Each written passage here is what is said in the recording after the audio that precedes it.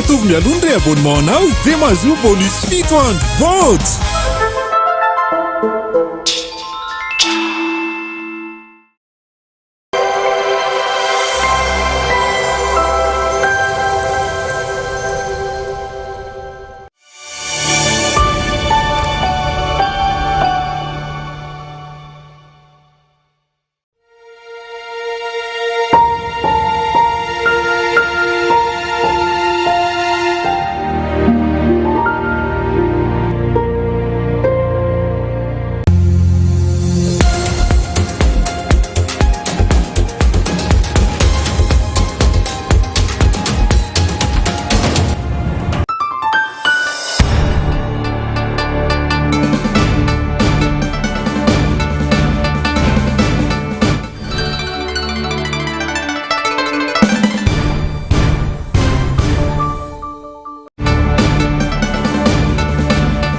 Famonoan'olona varira tany Toliara, olona raiky amin'ny roapolo na hitraponjavonjy maika, anarana solombavam-bahoaka sy Sri Lanka votonina nandritra ny fanadavonanala.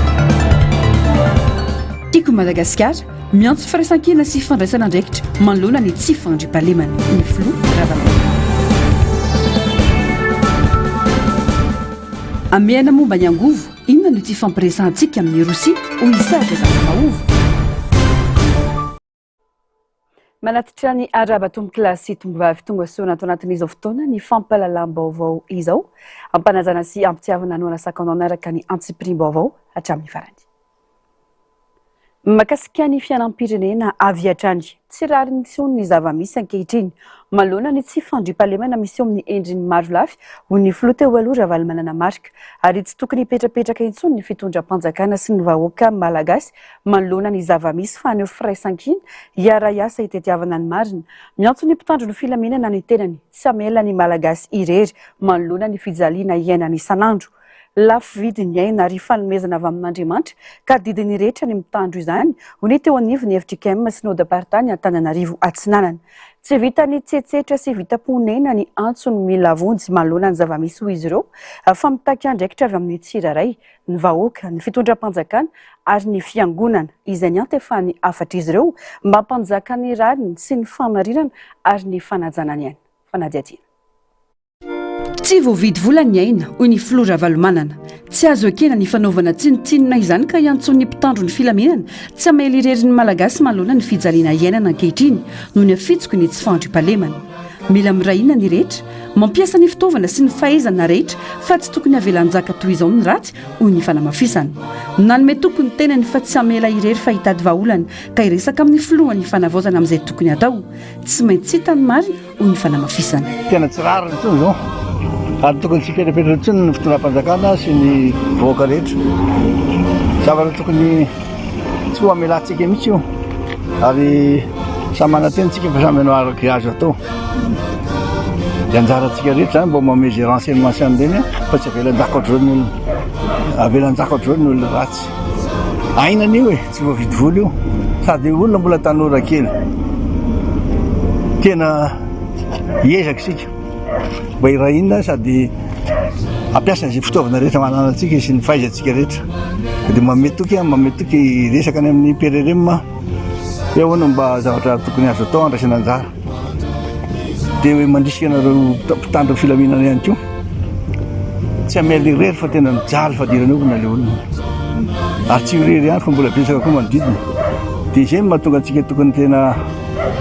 ahirahina tsara. Tsy tokony ekena ho zavatra mahazatra endrasam-baliny sy very anjavony intsony ny tebiteby iainany vahoaka malagasy ankehitriny ho ny teo anivon'ireo sampana velona eo anivon'ny fiangonan'i Jesosy Kristy eto Madagasikara sy Nord-Partany Antananarivo Atsinanana. Tsy vita tsetsetra ny antsony mila vonjy manoloana ireo tranga mampivarahontsana eto amin'ny firenena izay tonga hatramin'ny fanitsakitsahana ny aina. Tsy tokony ekena ho zava-mahazatra endrasam-baliny maty akaranany sy very anjavony intsony ny ahasy ny tebiteby ny tahotra sy ny orooro iaina ny vahoaka isan'andro satria manimba ny aina ny fihavanana ary no avan'ny firenena. Tsy vita tsetsetra, tsy vita ponena intsony ny mandre ny antsoantson'ireo mila vonjy manoloana ny firongatr'ireo trangam-piarahamonina mampivarahontsana eto amin'ny firenena toy ny fanjavonan'olona, fangalaran-jaza, ny von'olona ary ireo endrika herisetra sy tsy fandriam-pahalemana samihafa manitsakitsaka ny asin'ny maolona sy ny fanaovana tsinotsinona ny aina. lavidiny ena ry fanomezana avy amin'andriamanitra izany ka manana didiny rehetra amin'ny fitandrona azy tsy vita ny fandikan-dalàna fotsiny ny famonoan'olona fa fahotana lehibe manohitra ny sitrapon'andriamanitra sy ny sotoaviny maha-olombelona. apatsiahivinay ary fa lafo vity ny aina satria fanomezana avy amin'andriamanitra izany ary adidy masin'ny kristianina isambatan'olona sy ny olo-pirenena rehetra ny mitandro ny aina. mazava koa ny didin'andriamanitra manao hoe aza mamon'olona. Exodosy 20 ny andininy 7 tsy fandikana lalàna fotsiny ny famonon'olona fa fahotana lehibe ao anatrehan'andriamanitra sy fanitsakitsahana ny asin'ny olombelona. Izay rehetra mandray anjara amin'ny famonoana, fanondranana, fangalarana na fanjavonan'olona dia manohitra ny sitrapon'andriamanitra sy ny sotoavina maha-olombelona. miantefa mivantana ny amin'ny fiangonana ihany koa ny antson'izy ireo ijoro amin'ny andraiky ny amahandry sy fototry ny fahamarinana azy. miainga avy amin'ny fanavaozana ny fon'olombelona ho izy ireo ny fanavaozana marina ny firenena. anjara ny fiangonana ny mitondra fanantenana sy fiadanana indrindra fihavanana eto amin'ny firenena. ambarao torio amin'ny fahasahiana sy ny fahitsiana ny filazantsara ny Jesosy Kristy izay manova fo ampitsahatra ny herisetra ary ampiverina ny olona amin'Andriamanitra indrindra hiala amin'ny fanompoantsampy. ny fanavaozana marina ny firenena dia miainga amin'ny fanavaozana ny fon'olombelona. manaova dingana azo refesina amin'ny fampanjakana indray ny fifanajana, ny fifamelana, ny fifampitsinjovana ary ny fiarovana ny aina. manaova fitaovavahana ampahirezana ny mpino rehetra mba tsy ho resin'ny tahotra sy ny famonjam-po fa haritra mivavaka amin'ny asa fitoriana ary amin'ny fanaovana asa tsara. mankahery sy miantso ny fitondram-panjakana ihany koa ny FJKM synode partany atsinanana anoho ny asa amin'ny fiarovana ny aina sy ny fampanjakana ny rariny. miandriandra asa mivaingana ny vahoaka izy ireo satria mitombo ny tahotra sy ny tsao ny fanginana sy ny fisalasalana misy.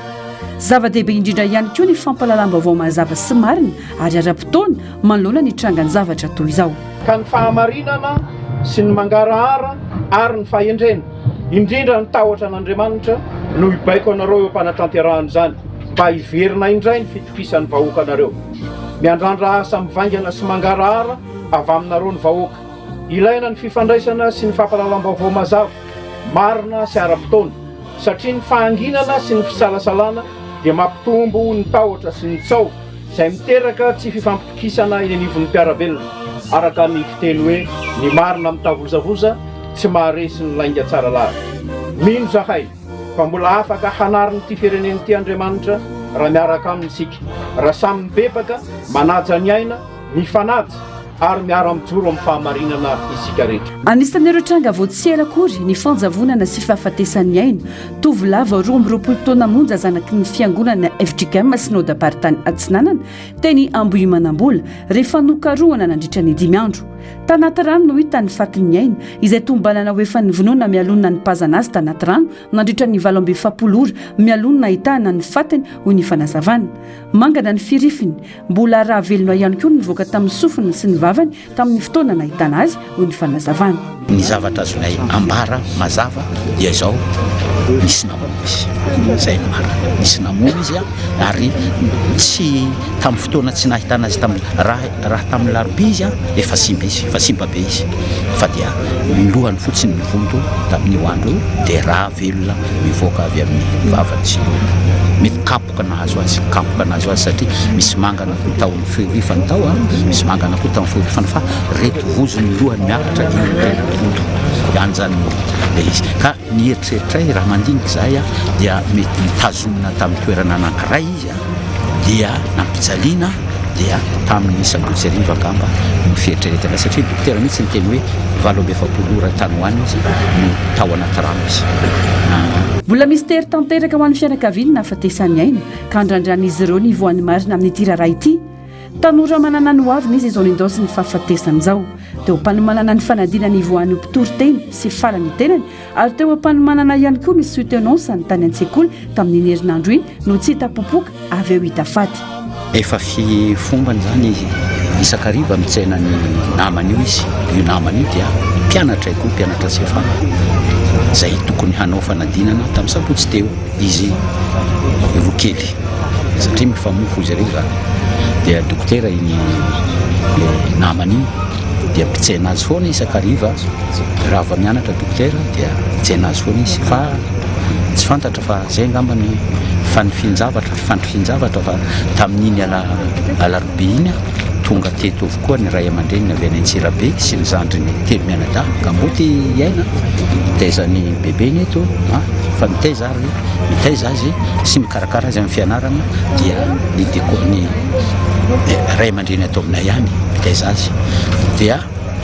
tokony hanao soty anazy dia teza zany izy tamin'ny lakamisy teo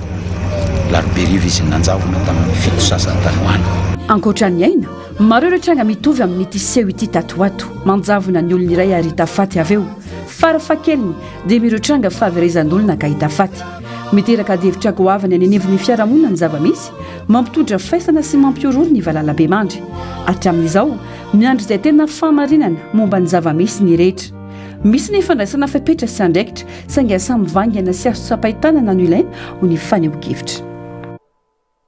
miantso firaisan-kina sy fiara-mientany rehetra ny filompanorona ny antoko tiako i Madagasikara manoloana ny zava-misy eto amin'ny firenena tsy andraikitry ny fanjakana irery ny famany izao olana izao fa mitaky fandraisana anjara ny hery rehetra sy ny olom-pirenena tsirairay ho ny Flora Valomanana afatra amin'ny antefa amin'ny rehetra izany ho ny biro politika Timma androany amin'ny fandraisam-peo ny Germaine Omenjanahary sary sy Ridrantsary ny Artanjona ho fiarovana ny aina ho fitandrona ny asina mahaolona miantso ireo mpitarika fokotima rehetra eny anivon'ny fokotany manerana any Madagasikara ny filompanorona ny antokotiko i Madagasikara mba hifanometanana amin'ny fitondrana maefa anome vaovao aingana amin'izay mitranga eny amin'ny fokotany misy ny tsirairay manoloana izao abibina mitranga izao hoy ny Filomary Karavalomanana androany miantefa mivantana amin'ny vahoaka malagasy indrindra fa ireo mpikatroka tima manerana any Madagasikara ny afatra avy amin'ny Filomary Karavalomanana hoy ny biro politika ao ny fikambanana isatsokajiny ao ny atoko politika indrindrandrindra ao ny olom-boafidy ary anisan'izany ny atoko izay niavinay dia tena moa mpikambana anatin'ny biro politika zany atoko izany dia ny atoko tiako Madagasikara ny anaovana antso ny amin'ireo mpikambana manerana ny nosy ny tompony andraikitra isatsokajiny anatin'izany atoko tiako Madagasikara zany ireo mpanara-dimy Flora Valomanana araka ny fanambarana zay nataony omaly raha nandeha nampahery ny fianakaviana teny Ambohimanambola zay namoy ny zanaka havana ny hoe mifanomeza tanana mifampizarava avao ary mifanomeza tanana mitandro filaminana sy ny tompony andraikitra eny ifotony eny ka dia manantena fandray andraikitra tsika mianakavy tsy ny atoko tiako Madagasikara ihany fanaovana antso ihany koa ny olom-boafidy izay lanina tamin'ny tsy miakina na tamin'ny atoko hafa ny anaovana antso ny amin'izay fanomeza tanana zay fa horava tsy ho tanteraka ny fikasany ratsy ireo izay manana heritreritra ny tondra korotana eto amin'ny firenena satria no ny antony ara-politika no ny tombontsoa manokana zay anisan'ny tena mibahana ary antony mahatonga ny sasany anao an'izao dia atao sorona ny vahoaka atao sorona ny zanaka malagasy ka tsy azo ekena ny toy izany manana fitsarana ny firenena ka aoka ny fitsarana ihany no andray an-tanana ireo tratra manoloana izao raha izao ho iatrany ny fanazavana ahina mantsy ny mety ahafatiny tsy manantsy ny sasany raha toka manjaka ny tondromolotra zay indrindra ny mahatonga anay manao antso avo ankehitriny ny amin'ny tokony anoloana aloha faran'izay aingana tsy andrasana itsony manerana ny Madagasikara ny anoloana ny sefim-pokotany rehefa mbola tsy atao hoe tsy azo tanterahana izao dia izao zany fifidianana zany fa mbola misy ny fanomanana misy ny fanovana ny didim-panjakana sy ny tsoatatro ny lalàna dia mandra-paha aloha dia soroa ireo sefim-pokotany ireo manerana ny Madagasikara fa fantatra ny zavatra nataon'ireo sy ny tsykombakomba nataon'ireo tamin'ny mpitondra teo aloha ny akamarony mihitsy zany teneniko zany mametra-panontaniana mihitsy na reny hoe fa misy inona ny mbola iandrasana ary anisany tena mandray anjara mivantana amin'izany ny sefim-pokotany sasatsasany maromaro vitsivitsy amin'izany fanakorontanana zany satria iarahantsika malala fa fampandrosoana dia miainga eny fotony fa ny fanakorontanana kasain'ny sasany koa dia miainga eny fotony dia iza no ho ataon'ny fitaovana sy ho ataon'ny mpiara-miasa aminy ireo sefim-pokotany ho ireo tompony andraikitra eny amin'ny fokotany fotaka mitodika amin'ny mpitondra fanjakana ny amin'ny fandraisana andraikitra tsy andrasana miainga eny fotony tokoa ny fampandrosoana hoy ny antokotimy misy koa anefa ireo mikasa anainga korontana avy eny anivon'ny fokotany ka takiana amin'ny fanjakana ny fanoloana ireo lehibe pokotany rehetra ho iatrany ny fananamariana misy ny mitady an'izay ary mampirisika an'izay misy ny tompony andraikitra dia tsy iza fa mpitandro ny filaminana sy ny anivon'ny fitsarana tandremo voafitaka tandremo voasarika ny anatin'izany fitsaram-bahoaka zany ny olana dia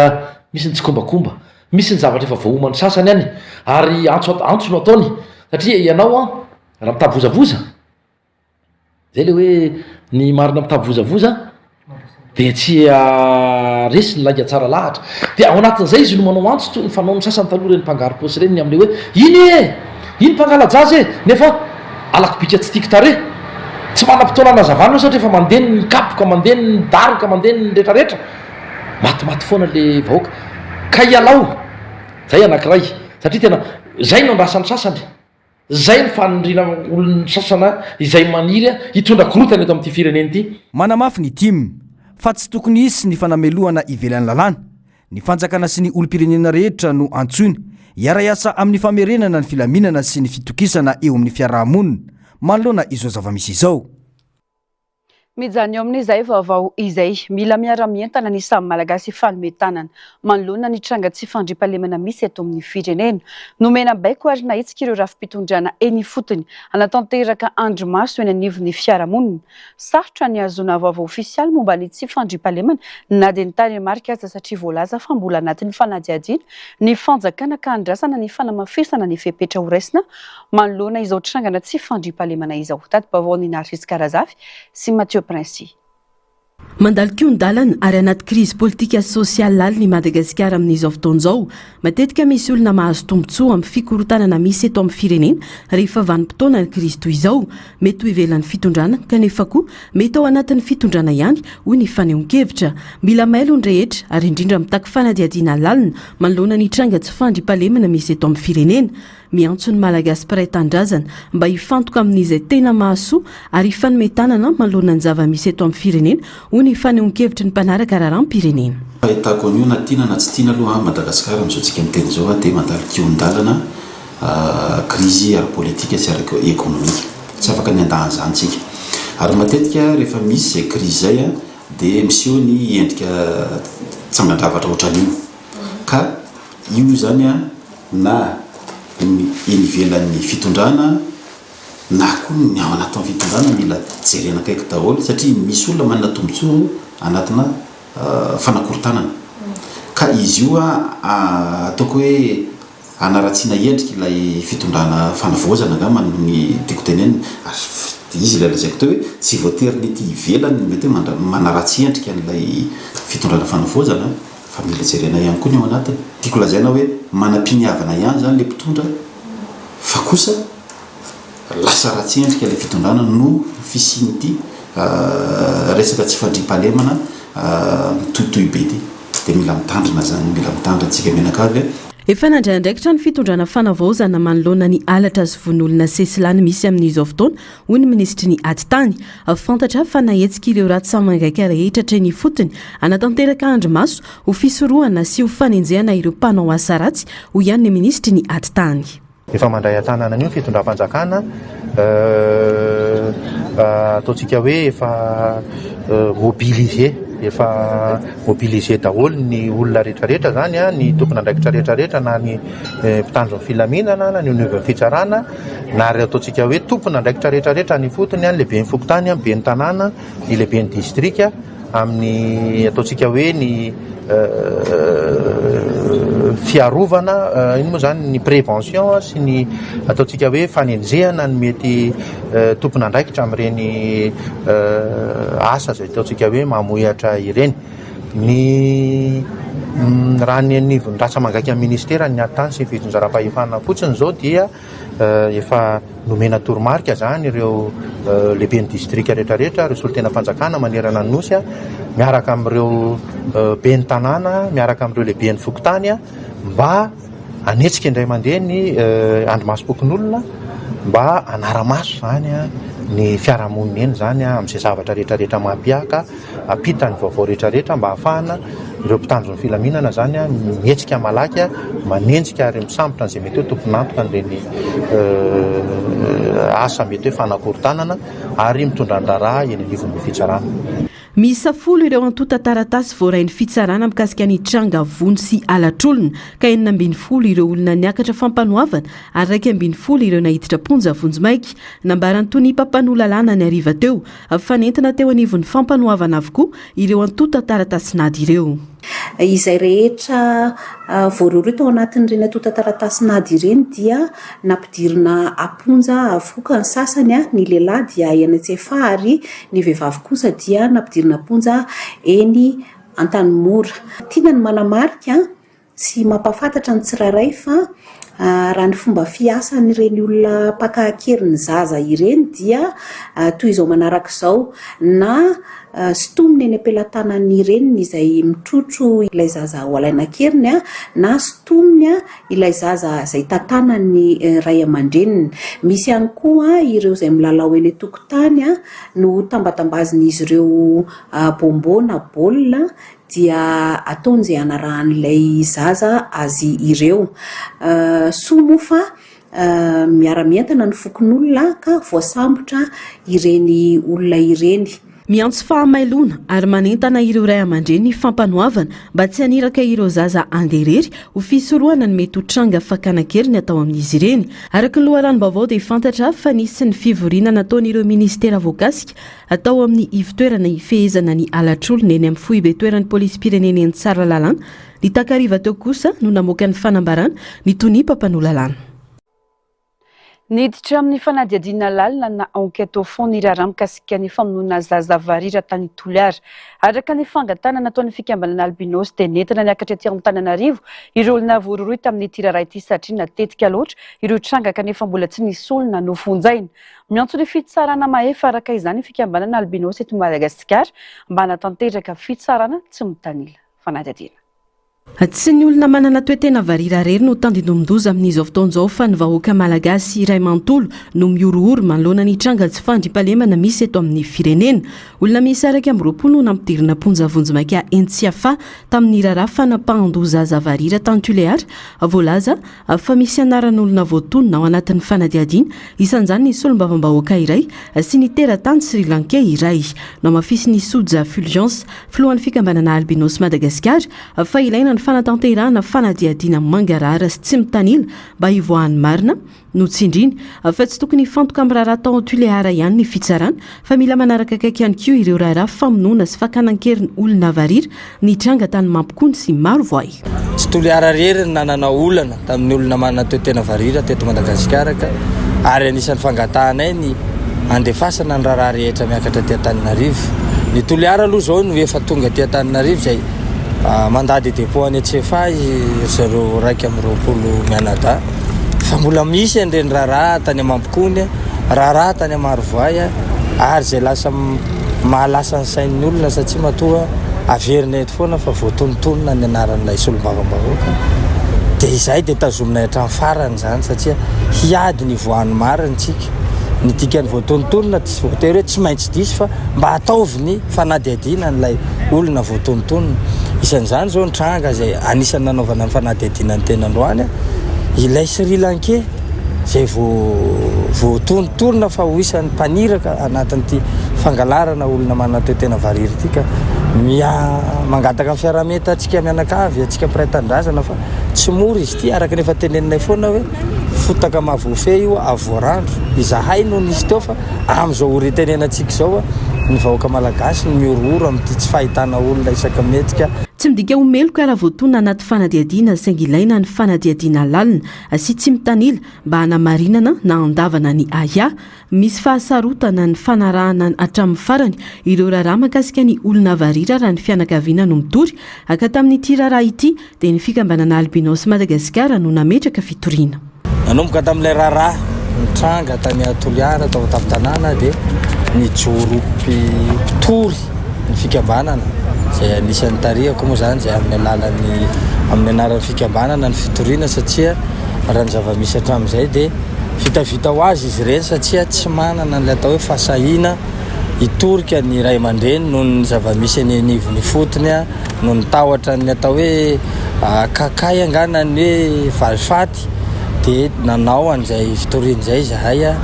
niditra tao anatin'ny atao hoe fanadihadiana lalina tandroany satria dia efa tafiakatra 120 zany ireo olona voatazona nanoloana ndray raharaha mpitsarana tany Toliara. Eto zay dia manamarika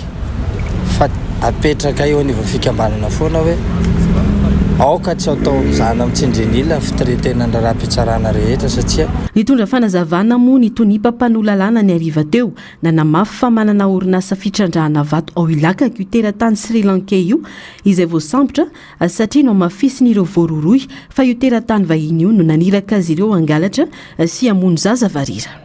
Nisy anefa ny olona mbola tsy voasambotra tao anatin'ny raharaha iny rehefa nanao ny fanadihadiana sy ny asany tao anivon'ny mpitandro filaminana dia voasambotra ilay teratany vahiny izay nolazain'ireo miara voaroroy aminy fa naniraka azy ireo nanao ireny fihetsika feno abibiana ireny. Nentina teto anaty amin'ny fampanaovana omaly faraka amin'ny 20 volana Jolay 2024 izany teratany vahiny izany ka nampidirina any Amponja eny Fonjabe any Tsiafa mandra-piandry ny fitaom-pitsarana azy. Io teratany vahiny io dia tompona orinasa mpitrandraka vatosoa any ilakaka. Rehefa natao moa ny fanadihadiana dia fantatra fa noho ny finonom-poana izay eritreretana fa rehefa mampiasa ny tovany ireny olona manana toetena varira ireny dia miroborobo ary mahomby ny fitrandrahana ireny vatosoa ireny. Marina fa mbola ao anaty fanadihadiana ny raharaha ary mbola tsy nisy didim-pitsarana manameloka ireo voatonona no tanterahana omaly moa ny fanadihadiana lalina na ny enquête au fond momba ny raharaha famonoana zaza varira tany Toliara andrasana ny toiny. Lafombavao hafa tanteraka kosa indray tokony hojereny fanjakana ny fanamafisana ny fiaramiasa amin'ireo firenena manana loharano angovo lehibe anisan'izany i Rosia ho ny mpandinika teo karena Zafimahova Serge Androany azo heverina ny fisian'izany sy ny mahazava-dehibe izany amin'izao fotoana ampiarana ny amehana arangovo manerana ny tanin'ny Repoblika ny Madagasikara izao. Jeromeno Mejanary miaro tanjona.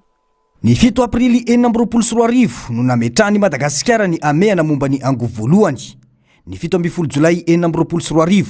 nankatoavy ny filan-kevitry ny ministra ny didim-panjakana manambara indray ny amehana fandroany tamin'ny titona ity momba ny angovo na ny état d'urgence énergétique manerana any Madagasikara. Tsy mahagaga ny fanapahan-kevitra hoy ny mpandinika toe-karena fa iarahany rehetra mahafantatra ny géopolitika sy ny ady mitranga any ivelany amin'izao fotoana izao. Na izany aza mahalasa saina ny tsy fahaizan'ny Madagasikara mifampiresaka amin'ny firenena Rosiana momba io olana misy eto amintsika io satria isan'ireo firenena manana angovo betsaka indrindra manerana izao tontolo izao i Rosia izay mpiara-miasa akaiky amin'ny Madagasikara amin'izao fotoana hoy ny fanamafisana. Le amehana arangovony normal satria amin'izao fotoana izao miverina miady indray ny iraniana ankilany andaniny ny amerikanina sy ny israelianina. Tsy maintsy maka mesure de précaution tsika fa zao ny misy zavatra kely tsy azoko mikasika an'izy io. Tsika milaza fa namatsika le Rosia. Rosia iny anisan'ny firenena manana angovo be indrindra eran'izao tontolo izao miaraka amin'ny Arabia Saoudite. Ary ny Rosiana efa vonona iara-iasa amintsika. Tsy basy any eny tokony araitsika ny amin'ny Rosiana fa tokony mangataka atsika fiara-miasa amin'ny resaka angovo dia mba hoe mba ampidin'ny Rosiana zany le vidina angovo fa tsika zany mba ampinamana ihany satria tsika zany sakaiza mianala dia mba angovo mora ny amidina ty amintsika. Zay le izy. Zay zany zao mba angatahana amin'ny fitondrana hoe le fiara-miasa amin'ny Rosia mba ampiasaina tsara. Le angovo zany sy le etoka zay moa le gaz manko reo zany tokony azontsika mora avy any Rosia dia amin'izay fotoana izay miaina amin'ny vahoaka malagasy. Ilaina ny fanamafisana ny fiaraha-miasa ara-toe-karena sy arangovo amin'ireo firenena mpiara-miombonantoka indrindra ireo manana loharanona angovo lehibe. Isan'ny tokony hodinian'ireo mpanao fanadihadiana eo anivon'ny anteny miram-pirenena hoy ny sosikevitra ny antony tsy hirosoana amin'ny fampiasana ny menaka vokariny tsy miroro hoy hatrany ny fanamafisana. Noresy ny filohan'ny fanavaozana ny kolonely Randrianirina Mikael teny amin'ny lapam-panjakana Iavolo Omaly. Ny délégation avy any Oman notarin'i Abdul Salam bin Al-Mushidi filohan'ny fahefana misana ny fampiasam-bola Oman sy ny mpiaradia aminy. Anisan'izany tale general ny Oman Bank sy ireo mpiara-miasa aminy. Votoatin'ny fionana ny mikasika ny famatsiana solika azo ampiasaina avy hatrany ho an'i Madagasikara. Efa manana lalàna vaovao momba ny varotra solika i Madagasikara. tsy niambamba manoloan'izany ny kolonely Riandrianirina Mikael naneho ny fahavononany iara-iasa ara-barotra amin'ny Oman amin'ny lafiny famatsiana solika. Milaza hovona izaratra kefa momba ny angovo maitso atao ny angovo azo avy amin'ny masoandro, avy amin'ny rivotra, avy amin'ny rano sy ny maro hafa. Ny fifehezana ny famatsiana rano ary ny lafiny famatsim-bola amin'ny sihatry ny renan-kibon-tany Abdul Salam bin al-Marshidi. Maniry ny taran'ny fiara-miasa amin'ny sihatry ny fizan-tany, ny fahavitatena ara-tsakafo ary ny fambolena ihany koa eo Oman. Fantatra ihany koa fa hisy ny famitrana voamiera-pandrindra iraisana iandraikitra manokana ity fiara-miasa amin'ny Oman ity. Fa voatendro prakitra raha-pisolo toerana eo anivon'ny masoevon'ny Etazonia eto Madagasikara sy Komoro Melanie Higgins hiasa eto an-toerana ny tenany atao anatin'ny herinandro vitsivitsy ho avy. Manana tena fiara-miasa anamafy kokoa ny fifandraisana efa matanjaka eo amin'ny Etazonia sy Madagasikara ny tenany. Manana traikefa efa ho 30 taona eo amin'ny sihatry ny diplomasia Melanie ary nitarika ny delegasiona Amerikanina nanatrika ny fionana tapon'ny SADC natao teto Antananarivo ny taona 2022.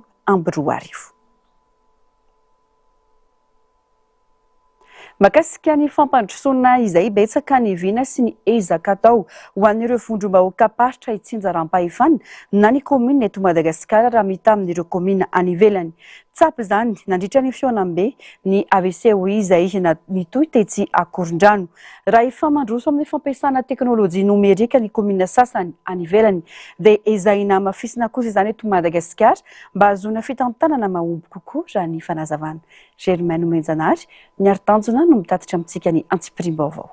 Fametrahana vina iraisana no tanjon'ny fionana ataon'ireo ben'ny tanàna mpikambana ao anatin'ny AVCOI izay no tanterana teto Antananarivo. Manoloana izany, anisan'ny andrasan'ireo mpandray anjara tamin'ny fionana ny fampiarana mivantana, izany hoe ny famadiana ireo vina sy hevitra iarahana mamolavola ho lasa asa sy vahaolana azo tsapahitanana eny anivon'ny komina tsirairay raha ny fanazavana. Ohatra zao amintsika amin'izao miteny hoe économie circulaire amin'ilay hoe fagnodinana ny fako na ny atao hoe gestion et transformation des déchets izay efa ela no nanombohan'ny Sambava hikarakara izy io miaraka amina partenaire efa 3 fois zany misy montage na dossier zegny atao fa atreto mbola tsy zegny no misy amin'ny tanàna.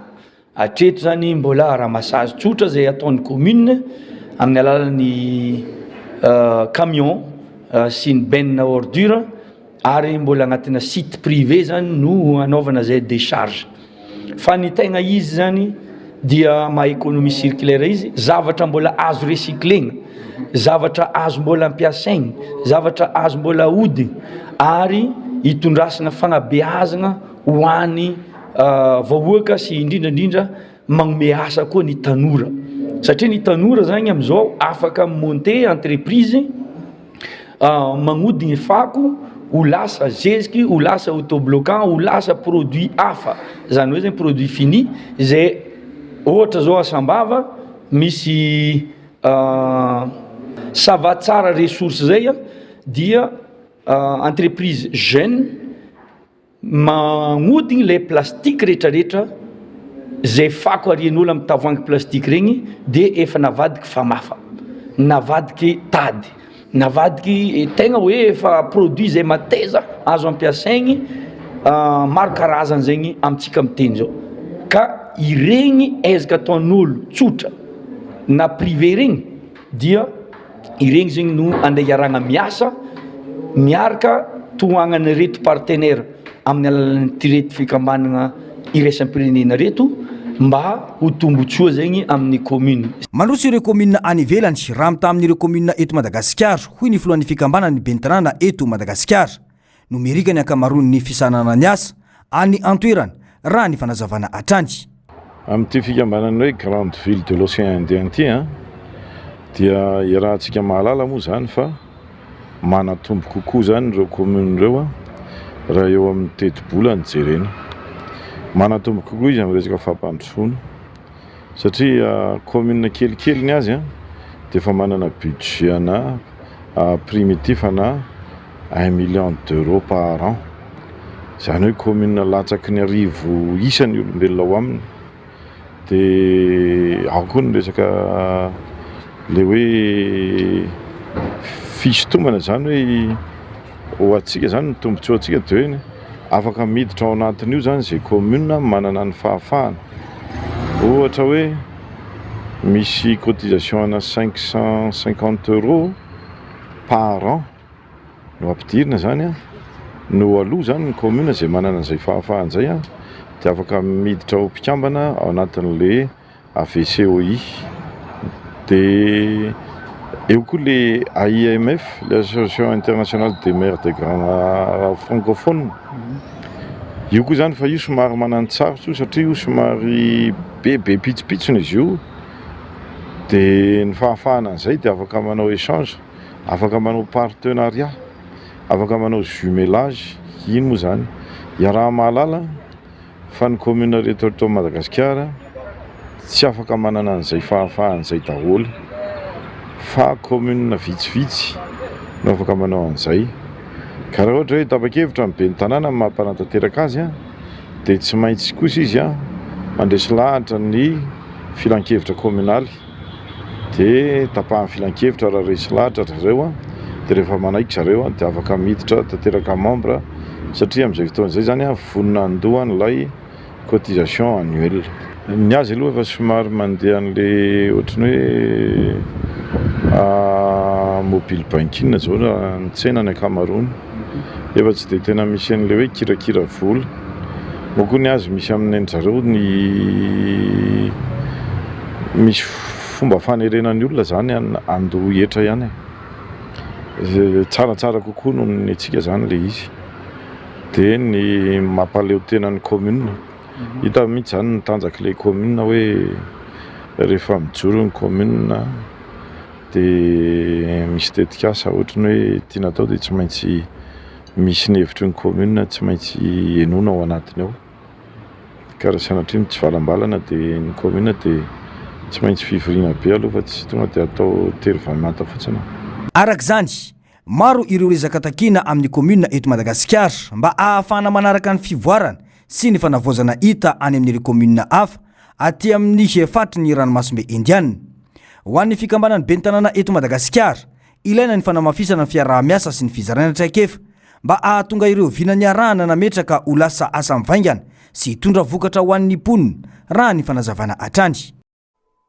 Fanatomboka tamin'ny fomba ofisialy ny fandarana asa nasionaly fandroso mitondra ny filamatra hoe manangana ny hoavy mitetina 200 miliyary ariary ny vola natokana hanohanana ireo tetikasa mahafeno fepetratra ny fanazavana mizara roa ny fandarana asa eo ny tsiry ho an'ireo vao hanangana orinasa mety ahazona famatsim-bola hatramin'ny 80 tapitrisa ariary miaraka amin'ny fiofanana sy fanaramaso ary ny tafita natokana ho an'ireo orinasa efa mijoro mikasa nitatra ny asany ka iotra ny 80 tapitrisa ariary ny famatsim-bola arakaraka ny filàny tetikasa. Isokatra amin'ireo sehatra maro toy ny fambolena, ny asa tanana, fizantany, fiompiana, varotry indostria, tolotra nomerika ary teknôlôjia ty fandarana asa ity.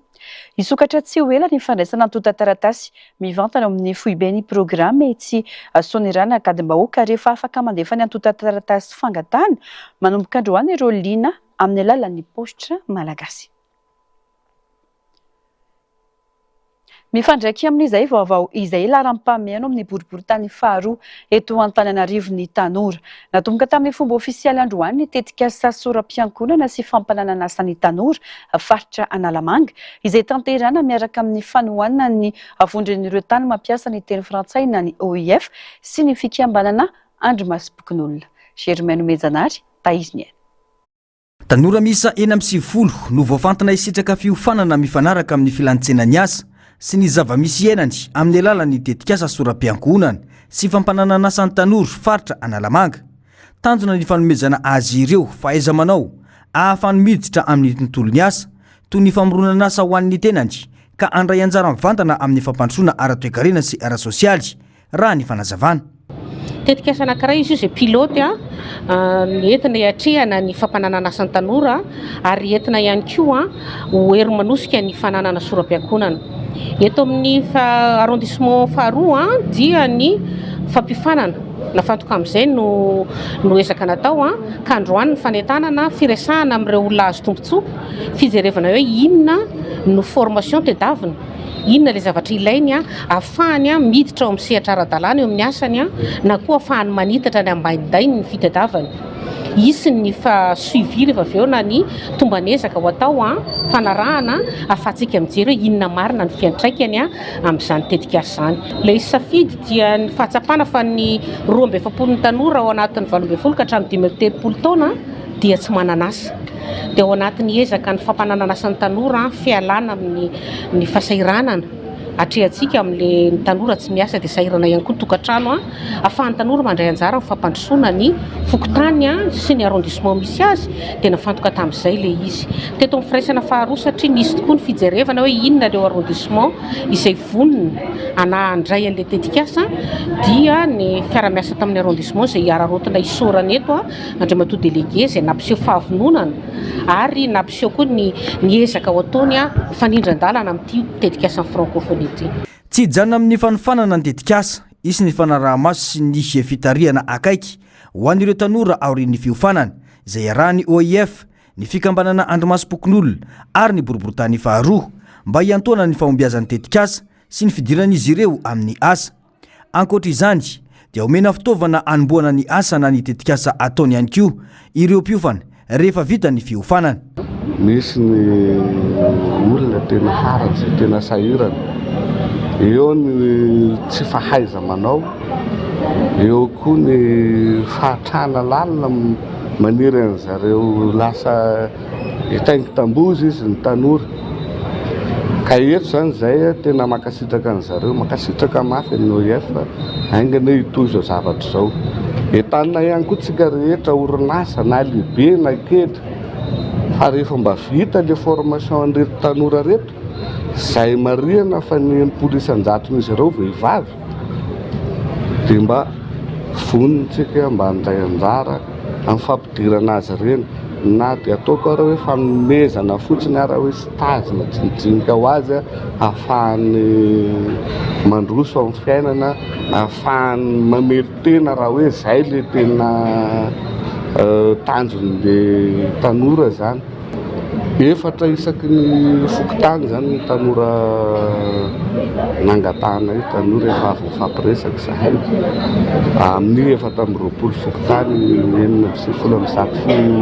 olombelona angambany zay raha tsy diso ny calcul koa dia arakaraka ny teneniko teo hoe ny enipolisan-jatony zay vehivavy daholo. Iray amin'ireo antoky ny fampandrosoana mahatra ny fampiasam-bola ho an'ny tanora ho hiatrany ny fanazavana. Nentanina ihany koa ireo mpandray anjara mba anana tanjona mazava, hiezaka hianatra ary hiasa ampazotoana satria ny fahalalana sy ny fahaizana no afototry ny fahombiazana sy ny fahaleovantena. Vaovao ny tontolo iainana tsy maintsy ampifandanjana ny fiarovana ny arena voajanahary sy ny fanatsarana ny farim-piainan'ny mponina miaina manodidina ireo faritra arovana sy valan-javaboary, ilaina ny fifampidinina tsy tapaka eo amin'ny tompona andraikitra ny vondrom-piarahamonina ary ireo mpiara-miombina antoka mba ahitana vahaolana maritra manoloana ny fomba hitantanana ireo faritra arovana. Ny fanamafisana ny asa fivelomana, ny fizarana ara-drary ny tombotsoa ary ny fampandraisana anjaran'ny mponina amin'ny fitantanana ny faritra arovana dia isan'ireo lalana heverina fampiainana disadisa sy hanamafy ny fiarovana ny tontolo iainana. Narcisy Karazavy, Mathieu Princy.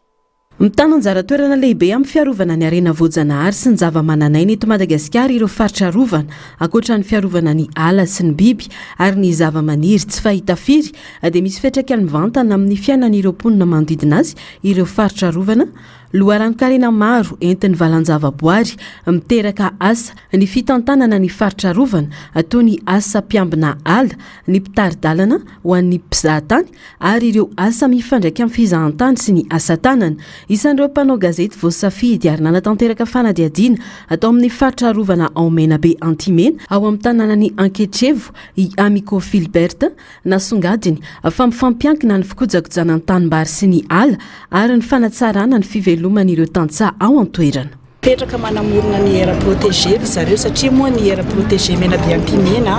izy lay ao anatin'ilay sokajy fahadimy zany hoe misy olombelona ao a manao asa fiarovana ny arena voajanahary olona reo no manao asa fivelomana ary manao asa fampandrosoana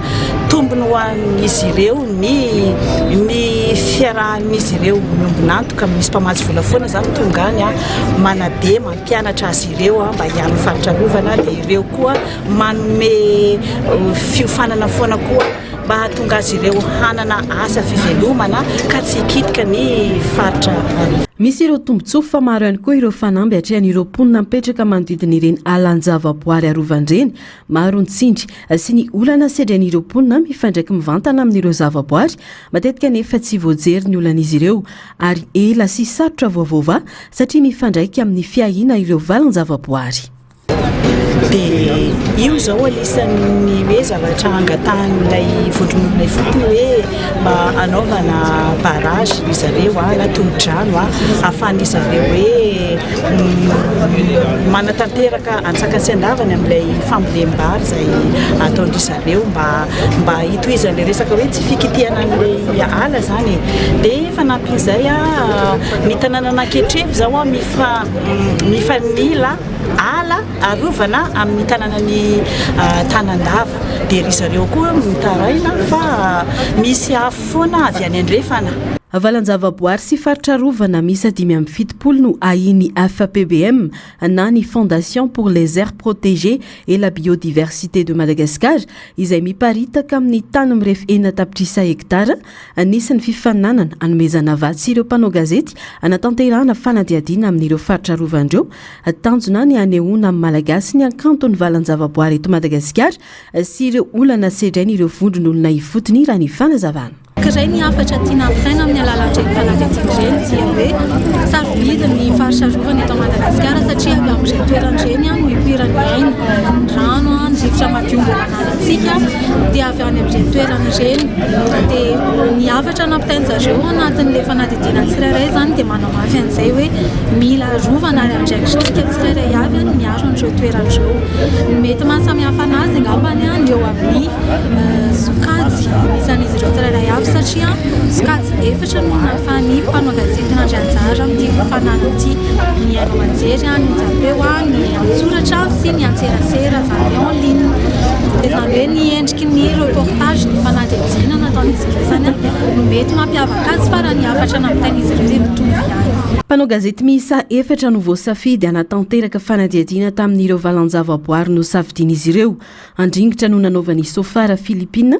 sokajy onjapeo fanadihadiana tao menabe antimena ny any Amico Filbert sokajy onjapeo ihany koa iaina rabetany sokajy oronan-tsary kosa nanao fanadihadiana tao amin'ny complexe mahavavy kinkony ary ando randrianary manana sokajy gazety antsoratra nanao fanadihadiana tao amin'ny valan-javaboary tsy manampetsose sy ny aire marine protégée ao Nosive Androka fanosokafana tamin'ny fomba ofisialy nandritran'ny roa andro ny taom-piotazana lavanila tao amin'ny faritra Vatovavy ny 17 Jolay no nanatanterana ho an'ny distrikany Mananjary sy Nosy-Varika tao amin'ny komina Ambohitsara Est ary ny toy ny 18 Jolay ho an'ny distrikany Fanadina tao amin'ny komina Antaretra nidina ifotony tany antoerana ny lehibe ny faritra Vatovavy notroan'ireo tompona ndraiky mpanjaka ny sanjokajiny tao amin'ny faritra Fanadihadiana eo amin'ny sariny Anise Francisco. Ny fanaramaso ny varitra lavanilina, ny fanajana ny lalàna sy ny fenitra mifeny sehatra ary ny fampiroboroboana ny varitra ara-dalàna sy mangarara ho fampandrosoana ny voly fanondrana toy ny lavanilina no andraikitra sahany ny fitaliava-paritra ny varitra sy ny fanjofana. Raha sy folo monja ireo nahazo fahazon-dalàna nondrana vokatra teo aloha manerana ny Madagasikara dia tafakatra 520 sy 300 izy ireo ankehitriny. Tanjony anana mafisana ny fifananana ara-drariny sy ampiroboroboana bebe kokoa ny fanondranana lavanilina. Isorana ny fitondram-panjakana ny eo amin'ny sehatra fanasarana zany sehatra lavanilina zany fa tafasangana tato amin'ny faritra Vatovavy ny ARV na ny Alliance de Lavania Malgache izay natao eto amin'ny faritra Vatovavy izay teo aloha dia CRV na Comité Régional de Lavania fa amin'izao fotoana izao izy dia natao ARV na Alliance Régionale de Lavania. Io sehatra io no anasarana ny sehatra ny lavanilina ato amin'ny faritra Vatovavy. Eo ihany koa ny fanalalana amin'ny agrément izay nomen'ny fanjakana ankehitriny dia efa mahita 300 mahery ny isany nazo zany agrema izany dia nataon'ny fanjakana mba hanasarana ny sehatra ny lavanila eto Madagasikara. Niavaka ihany koa ny fanokafana ny taom-piotazana lavanila tamin'ity taona ity satria ankoatra ny fiovan'ny toerana nanaovana izany izay natao teo Ambohitsara Est fa tsy tao ampamanitra toy ny nahazatra dia nisongadina ihany koa ny fijoroan'ny birao ny fitelavam-paritra ny varotra sy ny fanjifana an-toerana izay antenaina anamora sy anamafy ny fanarahamaso ny sehatra. Hoanina tamin'ny herintaona dia ny mampiavaka ny vania teto faritra Vatovavy dia ny fananganana voalohany indrindra ny fananganana ny ARV. Ny faharoa dia tafazoro eto Vatovavy ny fitelavam-paritra ny varotra sy ny fanjifana izay mbola tsy nanana izany fitelavam-paritra zany ity faritra Vatovavy ity ka ny antony fisiany izany fitelavam-paritra zany dia fanjakana manakaiky vahoaka ny ministera ihany koa dia efa tonga eto izay nandreketa ny fitelavam-paritra ny varotra sy fanjifana ka isany nampiavaka satria manakaiky ny fitelavam-paritra ny vahoaka na ny tansa mpamboly lavanila eo ihany koa ny fiaramiasa amin'ny faritra eo ihany koa ny tetikasa pic 3 izay amolavolana nananganana ireny rehetra ireny indrindra fa hanasarana izany vokatra izany ka raha ny faritra Vatovavy nalaza tamin'ny vokatra fanondrana isan'izany ny vanila kehitriny izay ho asaraina ary miasara eto faritra Vatovavy. Fantatra fa isy ny fanarahamaso ny tsena sy ny fanamarinana ireo mizana manaraka ny fenitra ho fiarovana ny tombontsoa ny mpamboly sy ny mpividy amafisina ihany koa ny fiaramiasa amin'ireo kominy ny fotony mba natsarana sy anomenjana laza bebe kokoa ny sehatry ny lavanila amin'ny faritra Vatovavy. Pejy fanatanjahantena fantatra ankehitriny ireo ekipa hiatrika ny famaranana amin'ny fiadinany amboaran'i Madagasikara ho an'ity taona 2024 ity. Taorian'ny lalaona Irvaika sy feno fitaintainana tafita amin'ny dingana famaranana ny AS Sainte-Anne rehefa nandresy ny Wagner FC avy any Androhy. Fanadedy. Ny fandanja ny lalao teto amin'ny kianja ny LGK Plus nandritra ny manasadalana amin'ny fiadinany amboaran'i Madagasikara ny fandonany AS Sainte-Anne sy ny Wagner FC avy any Androhy. Efatra no telo no isan'ny sarany rotonta taorian'ny fotoana naritra. Mpamanga no nanome ny fandresena ho an'ny AS Sainte-Anne teo amin'ny minitra fa 17 Vokirezaina afany ekipa Sainte-Anne hiatraka ny famaranana amin'ny tiandiany 4-22 ity.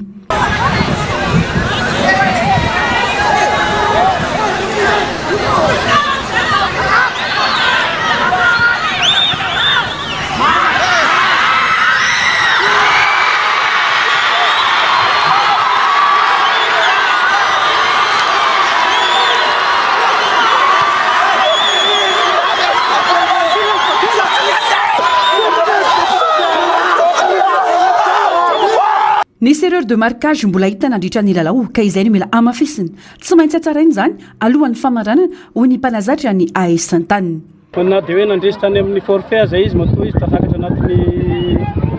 demi-finale zany manana mi-temps de prolongation tokony zany problème zany tsisy ino zany misy erreur kely ny marquage efa fa resana foana ny entraînement vonomboka zay androany dia resana foana le marquage strict satria olona avy natsimy reo mobile daholo dimy moa izy nyresira taminazy le izy. Fanaby vaovao kosa no miandry ny AS Sainte-Anne amin'ny famaranana sambany mantsy izy ireo no ifandona ny FC Rouge lalao andrasany maro io famaranana io. Fiatrena zany tena natiny mihitsy zay satria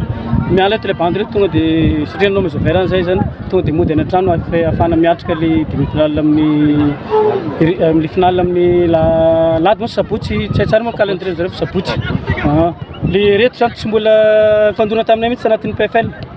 Le Rouge Kosoa zany ohatrany hoe sakafo vaovao aminay mihitsy zany fakahita ihany moa hoe ity ny coach ny efa mifantoka tanteraka amin'ny fiomanana hiatrany lalao famaranana ny AS Sainte-Anne ankehitriny ary mikasany anitsy ireo lesoka hita nandritra ny manasadalana mba hiatrana patokina ny FC Rouge. Maresaka avy any ivelany sambo tatotr'olona ireny no rendrika tany Guenana nandritra ny aliny sabotsy fony alady lasa teo. Nisy ny dingana fanatanterana ny asa famonjena vonina raha ny nambaran'ny praiministra nateo azy zany tsy fanarandalana maro hita tamin'ilay sambo zany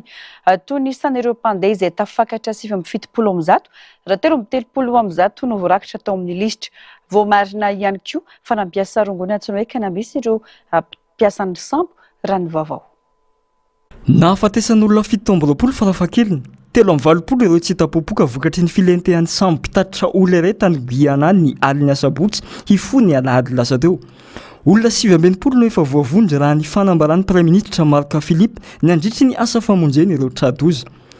Anisan'ny anton'izao loza izao ny tsy fanarahan-dalàna izay nahitana mpandeha miisa 770 raha toka 330 ny isa voasoratra sy ara-dalàna. Voamarina ihany koa fa nampiasa rongony kanabisy ireo mpiasan'ny sambo taorian'ny fitilinana tao.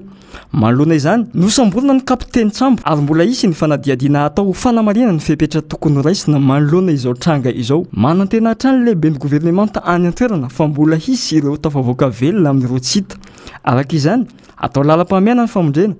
ary mitohy hatrany ny asa fitadiavana ireo tradoza hoy ny fanamarihana. Taorian'ity tranga ity ihany iantoan'ny fitondrana any Guyana ny fitaterana mody ireo fatin'olona vokatry ny loza ho mariky ny fanampina sy fiarahory amin'ny fianakavian'ireo namoiaina. Ny biby armadillo sy ny efitra fotsindray ireo no hafakely fatolotra amina amin'ity an'ity arahoary. Ity biby antsoina hoe armadillo na koa amin'ny anarany ara-tsiansa hoe Chlamyphorus truncatus dia biby mampinono kely avy any amin'ireo faritra maina ny Amerika Atsimo. Biby mahavariana matetika izy no antsoina hoe pink fairy noho ny lokony miavaka izay mitovitovy amin'ny vakana mavokely marefo sy tsara tarehy. Fantatra amin'ny akorany mafy sy mizara ho ampahany maromaro io armadillo io. Miaro azy amin'ny biby biza sy amin'ny toe-piainana sarotra izany akora izany. Mifanaraka tsara amin'ny fiainana ambany tany ny vatany noho izay manana ho matanjaka ahafahany miady sy mihetsika ao anaty tany. Bibikely, olitra ary bibikely hita ao anaty tany no tena sakafony. Miaina irery sy mavitrika ny armadillo mavokely indrindra fa amin'ny alina. Na izany aza toy ireo karazana biby maro amin'ny faritry ny Amazone io armadillo io izay miatrika olana raha tontolo iainana. Atahorana olana tamingana izy no ny fandrom-pahanala ny fahaverezan'ny toeram-ponenany ary ny varotra tsy ara-dalàna ireo biby tsy fahita firy. Ny efitra fotsy ao Sahara Elbeida ny Egypte dia faritra manana endrika mitovitovy eny amin'ny volana. Hita 500 kilometatra miala ny Caire ny atsimo andrefana eo anelanelan'ny Oasis Biaria sy Farafra. Mifanohitra amin'ny fiheverany maro tsy fasika no tena akora fototra na molavola ireo endrika voajanahary mavarinao toy ireo endrika mitovy amin'ny champignon scone, vado sakay sy sokay na lacré sy calcaire. Ireo vatolampy fotsy ireo dia sisa tavela tamin'ny ranomasina fahiny izay nandrakotra io faritra io efa tapitrisan'ny taona lasa izay. Rehefa nandeha ny fotoana nanovan'io vato malefaka io mendry tany tsy manam-paharoa eran-tany mipetraka ny rivotra sy ny fasika ao amin'ny faritra io. Indraindray dia rakotra vato pirity mainty kely na cristal quartz ny tany. Tapitra ny fampalalamba voatomboky lasy tombovavy mankasitraka anao nanaraka izany hatramin'ny farany mametraka ny mandra-pitafaram-piso amin'ny ora mahazatra indray. Veloma tompoko.